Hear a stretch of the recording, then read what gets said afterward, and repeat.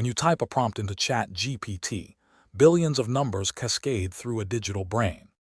But here is the bizarre truth. If those numbers only did basic addition and multiplication, the entire system would be no smarter than a simple linear spreadsheet. It could not translate a sentence, write code, or hold a conversation. The secret that unlocks all modern AI isn't the scale of the data or the speed of the hardware. It is a set of tiny mathematical gatekeepers called activation functions. And today, we are going to look at the exact equations that make ChatGPT think. In this video, we are going to demystify the core mathematical components that allow neural networks to learn complex patterns. We will start by exploring the early pioneer of deep learning, the sigmoid function, and see why its elegant probability curve led to a catastrophic failure known as the vanishing gradient problem. Then we will look at how the rectified linear unit, or ReLU, saved deep learning with a simple toggle switch, only to introduce a new threat, the dying neuron.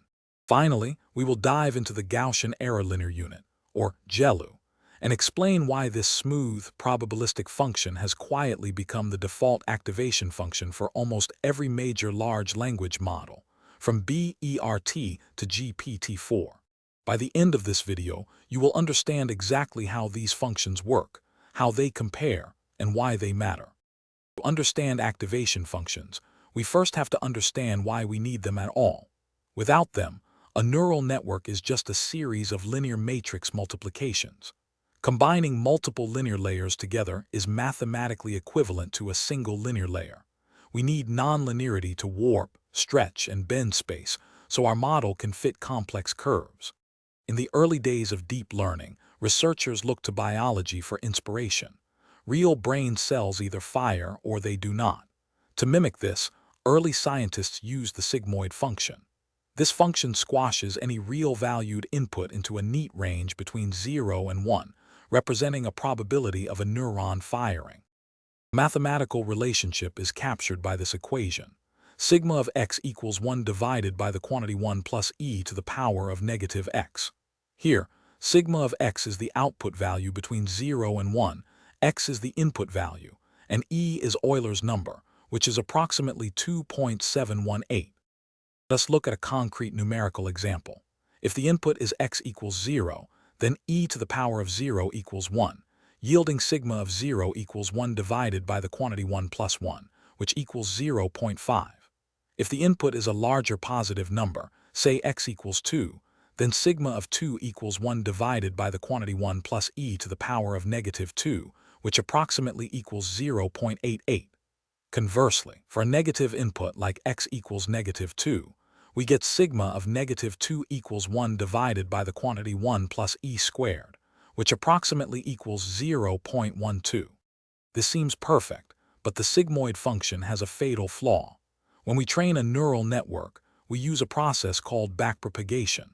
We calculate how much the output error changes with respect to our weights by propagating gradients backward through the network using the chain rule. This means we must multiply the derivatives of the activation functions at each layer. Let us look at the derivative of the sigmoid function. Sigma prime of x equals sigma of x times the quantity 1 minus sigma of x. Here, sigma prime of x represents the gradient of the function. For our input x equals 0, where sigma of 0 equals 0.5, the gradient is sigma prime of 0 equals 0.5 times the quantity 1 minus 0.5, which equals 0.25. This is the absolute maximum value the gradient can ever reach. If the input is slightly larger, such as x equals 5, then sigma of 5 approximately equals 0.993, and the gradient drops to sigma prime of 5, which approximately equals 0.993 times 0.007, which approximately equals 0.007. This is the vanishing gradient problem. Because the derivative is at most 0.25, multiplying these small numbers across multiple layers causes the gradient to shrink exponentially. Think of the vanishing gradient problem like a game of telephone played down a long line of people. The person at the end whispers a message, but each person repeats it at only a quarter of the volume. By the time the message reaches the front of the line, it is completely silent. In a deep network, this means the earliest layers never receive the signals they need to update their weights, preventing the network from learning. In 2011, researchers bypassed the vanishing gradient bottleneck with an incredibly simple function, the rectified linear unit, or ReLU. Instead of squashing inputs into a curve, ReLU acts like a basic gate. If the input is positive, it passes it through unchanged. If the input is 0 or negative, it completely blocks it. The equation for ReLU is f of x equals the maximum of 0 and x. Here, f of x is the output and x is the input. If the input is x equals 3.5, the output is the maximum of 0 and 3.5, which equals 3.5. If the input is x equals negative 1.2, the output is the maximum of 0 and negative 1.2, which equals 0. The derivative of ReLU is even simpler. It is 1 for any positive input and 0 for any negative input. Because the derivative is a constant one for positive numbers, the gradient does not shrink when passing through a neuron. We can stack dozens of layers without worrying about the signal fading away. This simple change made training deep convolutional networks possible, triggering the modern deep learning boom. However, ReLU introduced a different silent killer, the dying ReLU problem. Think of a ReLU neuron like a safety breaker in your home. If a huge surge of negative gradient passes through during training, the neuron's weights are adjusted so that its input becomes negative for almost all data points in your dataset. The breaker trips. Because the output is now 0, its gradient is also exactly 0. No gradient can flow backward through it, meaning its weights can never be adjusted again. The neuron is permanently dead. In large networks, up to 20% to 30% of ReLU neurons can end up dead, representing wasted computational power. Researchers tried to fix this with leaky ReLU, which allows a tiny slope like 0.01 for negative inputs, but these solutions were heuristic and often unstable during scaling. This brings us to the modern era of artificial intelligence. In 2016, researchers Dan Hendricks and Kevin Gimpel proposed a new activation function, the Gaussian Error Linear Unit, or GELU. Instead of deciding whether to activate a neuron deterministically based on the sign of the input, GELU introduces a probabilistic approach. It scales the input by how likely it is to be greater than other inputs, assuming a standard normal distribution. The mathematical definition of GELU is GELU of x equals x times phi of x. Here, phi of x is the cumulative distribution function, or CDF, of the standard normal distribution, which is defined as phi of x equals the probability that capital X is less than or equal to x, where capital X is distributed as a standard normal distribution with mean 0 and variance 1. Let us compute a few values. For x equals 0, the probability is exactly phi of 0 equals 0.5, which means GELU of 0 equals 0 times 0.5, which equals 0. For positive input like x equals 1.0, the CDF is phi of 1 approximately equals 0.841, giving GELU of 1 approximately equals 0.841. For negative input like x equals negative 1.0, the CDF is phi of negative 1 approximately equals 0.159, resulting in a small negative output. GELU of negative 1 approximately equals negative 0.159. Because calculating the normal cumulative distribution is computationally intensive, models use a fast approximation.